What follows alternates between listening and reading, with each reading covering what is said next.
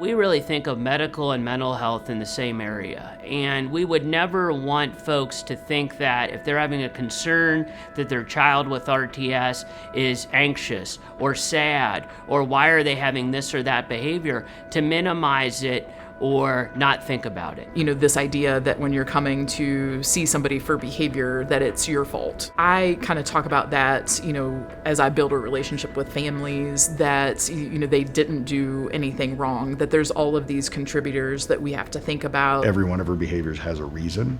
The hardest part is remembering that each one of them does have a reason, and why is she doing that? What's she trying to communicate? Recognition can be hard, because if you're working in populations that can't aptly tell you, I'm feeling sad, I'm feeling anxious, I feel like I'm having a panic attack, you have to kind of closely observe and look at other signs and ways to understand what's going on. So we look at things like sleep patterns, eating, change in bowel or bladder habits. We often look at, are you doing things that you used to like to do in the same way? That means different things to different people. If you really like to twirl shoelaces, great. If you've stopped twirling shoelaces, that's a major issue. That could be a sign of depression.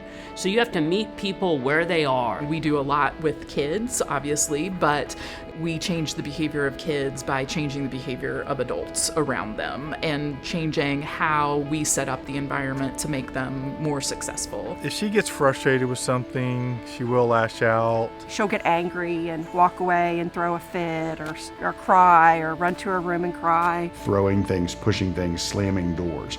That's how she communicates that she is scared and anxious. She is verbal, but she can't really verbalize deep emotions very well. So in her world, that's how it's manifested. He usually doesn't bite people unless he's angry, if he knows them, but if it's a stranger, he goes after their legs. And I'm like, what are you doing? That's not how we say hello. So I'm like, I don't know if we need to find a way for you to say hello in a proper, so just trying to navigate that. So it's kind of a triage process that we use, and maybe it would be that they would be more accepting of speech and occupational therapy first. And then if that doesn't work, then thinking about behavior therapy. And then if behavior therapy doesn't work, then medication. It's funny, I always thought the meds would take her down to such a notch where she was not herself anymore, and that's not remotely the case. The goal is the least amount of medications at the lowest dosing possible.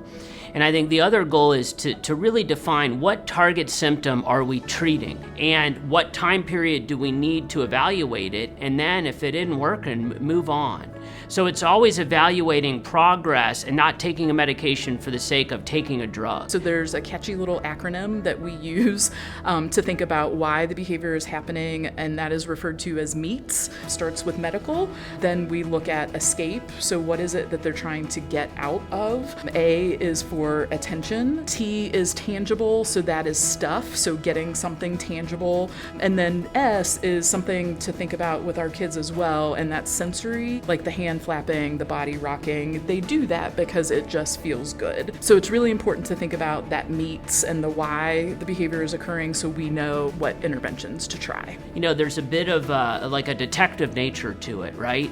And there's some trial and error, but it's understanding a person in the context. What do they normally enjoy? What's their routine like?